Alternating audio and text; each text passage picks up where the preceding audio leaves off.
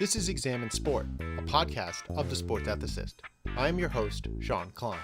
Each episode of Examine Sport focuses on an argument or concept in the philosophy of sport literature. We will look at classic, discipline-defining articles, exciting, newly published works, and dig deep for important but not as well-known papers.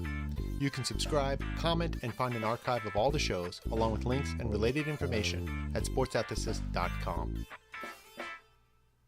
In this episode of Examine Sport, I discuss J.S. Russell's important and influential paper, Are Rules All an Umpire Has to Work With?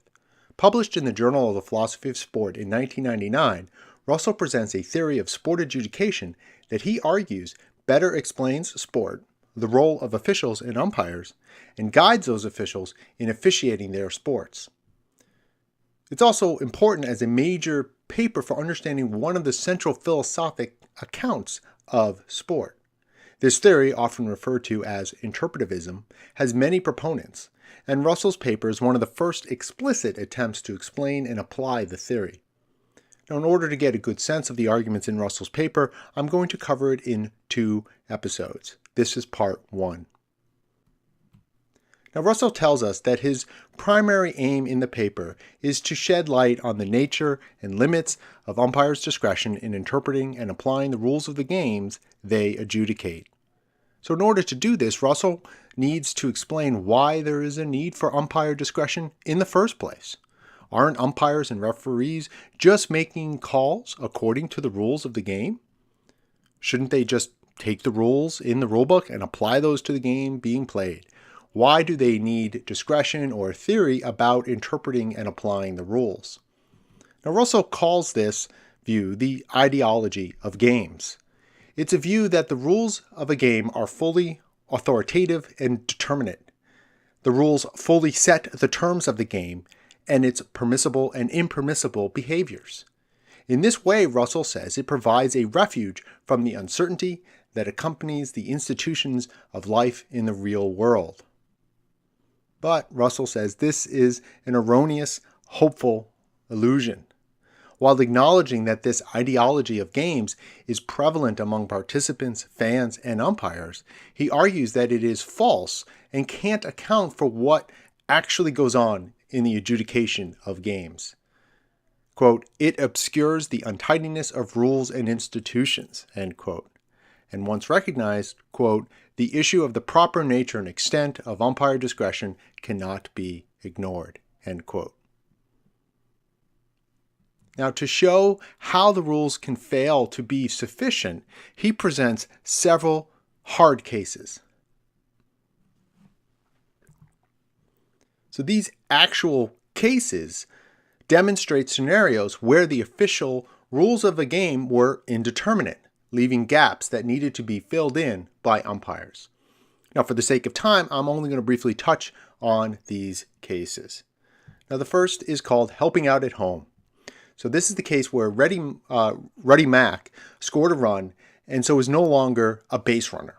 He then interfered with the catcher, allowing the runner behind him to score. Now, this scenario was not covered by the rules at the time. This was 1887. And the rule about interference with a fielder applied to a base runner, but Mack was no longer a base runner. He had already scored. The umpire nevertheless disallowed the run enabled by Mack's interference and called the runner out. Now, Russell explains this ruling as justified because it preserves the good conduct and integrity of the game. Russell explains this ruling as justified because it preserves the good conduct and integrity of the game. It is further justified by the ratification of the umpire's ruling in subsequent rule changes. The next hard case is what he calls foul ball triple. Now, in this case, a fielder threw his glove at a ball to make sure a foul ball stayed foul. The umpire awarded the hitter a triple based on the rule at the time. This was 1947. The rule said that a batter gets a triple if a fielder throws his glove at and interferes with a hit ball. So this case highlights 2 issues. One, the rule was vague. It didn't differentiate between a foul and a fair ball. And 2, an apparent conflict within the rules is here. Instead of awarding the triple, the umpire could have called the ball foul and thus a dead ball just by the fact that it touched an object foreign to the ground. So this ambiguity of the rule and the conflict between rules shows that the umpire has a decision to make that is not determined fully by the rules. The third scenario, the third hard case, is Hoke's sacrifice. So Don Hoke was on second with a man also on first. In order to break up a double play, Hoke catches the ball himself. So he's the runner, but he catches the ball. He's called out, but the runners behind him are not, since there's no rule requiring the umpire to call those runners out on an interfered battered ball. So instead of having 2 outs and only 1 runner on base, the penalized team has only 1 out and 2 runners. So they're in an advantage. So it seems like this is a case where the penalized team unfairly benefits from being penalized. Further, the norm in baseball runs against interfering with batted balls. So such a scenario is not anticipated by the rules, and by just mechanically applying the rules, we have an unfair advantage for one team and an inducement for further interference by runners. The rule was subsequently changed to require the second out on such interference, further underlining the need for these sorts of adaptations to the rules. Now, the third case is called the pine tar incident. And this is the infamous George Brett home run that was disallowed because he had too much pine tar on his bat. Now, Brett's bat was indisputably in violation of the rule about illegal bats, but it's also just as clear that he didn't gain any undue advantage with the pine tar on his bat.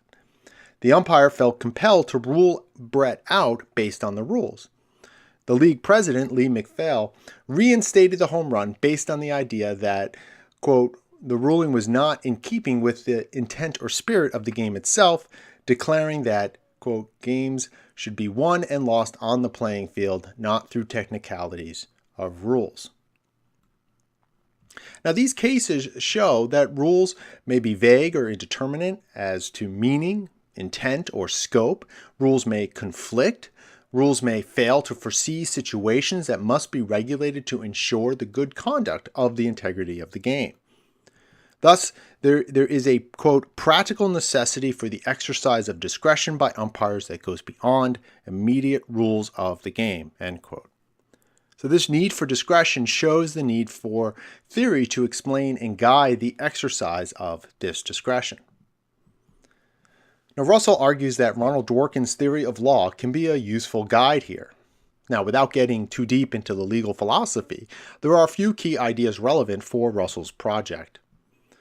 First, legal rules are indeterminate, either in themselves due to the inherent vagueness of language or in terms of how the rule should be applied. The intent or purpose of the rule might be unclear, or the circumstances might not have been foreseen by the rule. Second, legal systems are not just sets of rules. Moral principles are also part of any legal system. And lastly, judges ought to strive to make decisions that make the rules, principles, and prior cases cohere into a comprehensive vision of the law. What this means is that judges, in these so-called hard cases where the current rules are in some important way insufficient to provide a just outcome, judges need to make use of their discretion and make a ruling that coheres with the underlying principles and integrity of the legal system. Now, this is called interpretivism because the judge has to interpret the law in order to apply it. It's not a mechanical application of the rules, nor is it an arbitrary decision by the judge. The judge makes the best interpretation of the rules he or she can, given the principles and integrity of the legal system. Now, Russell draws a near direct parallel to the framework of umpire discretion in interpreting and applying the rules of sport. Quote, we might try to understand and interpret the rules of a game, say baseball, using these principles to generate a coherent and principled account of the point and purposes that underlie the game, attempting to show the game in its best light, end quote. To this end, Russell presents 4 principles of adjudication in sport. The first rule is that rules should be interpreted in such a manner that the excellences embodied in achieving the illusory goal of the game are not undermined but are maintained and fostered. The second principle is that rules should be interpreted to achieve an appropriate competitive balance.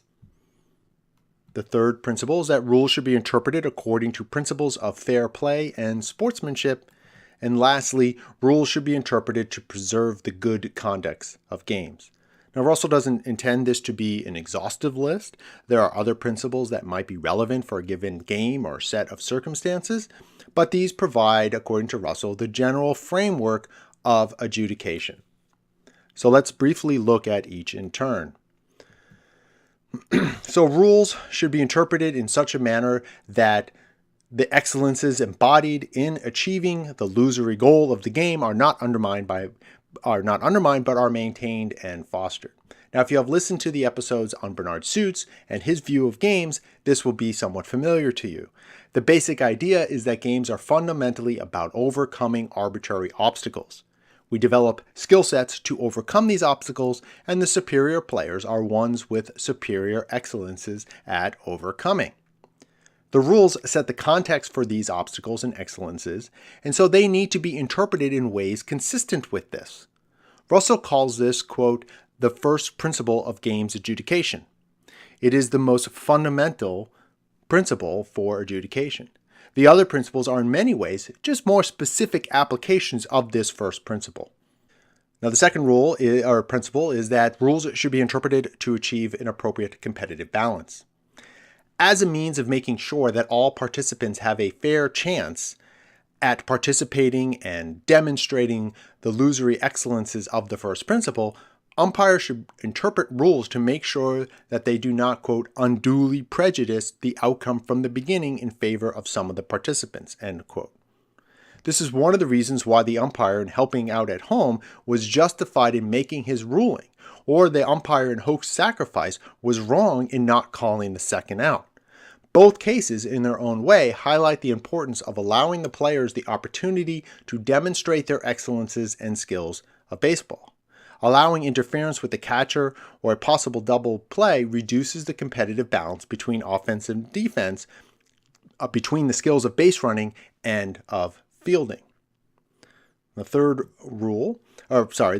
principle, rules should be interpreted according to the principles of fair play and sportsmanship. So in many cases, the rules are silent about what a player is permitted to do. For example, they may not explicitly rule out the use of coercion against opposing players. Yet this hardly means that such actions are to be permitted. Principles of fair play and sportsmanship ought to be used by umpires in those cases where, one, the rules are silent or vague, and two, where permitting the behavior leads to unfairness and bad behavior. Now, the last principle is that rules should be interpreted to preserve the good conduct of games. This principle is not just about the good behavior of participants. It's also about the progress and continuity of the game. It's most relevant in cases where the game is unnecessarily interrupted or broken up, and the umpire needs to make a ruling to get the game back on track. Russell uses the example of an umpire requiring the pitcher to speed up his delivery to prevent him from slowing down the game too much. Similarly, with the Helping Out at Home case, the umpire rules that the runner is out since Mac interfered. This helps to preserve the good conduct of the game to prevent interruptions from interference. Now, in part 2, we'll look at some further applications of these principles and also at how Russell responds to objections.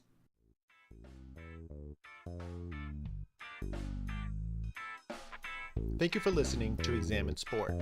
You can subscribe, comment, and find an archive of all the shows, along with links and related information at sportsethicist.com. Please also consider rating the show on iTunes, liking it on YouTube, and sharing on Facebook, Twitter, and elsewhere. You can email the show, sportsethicist@gmail.com.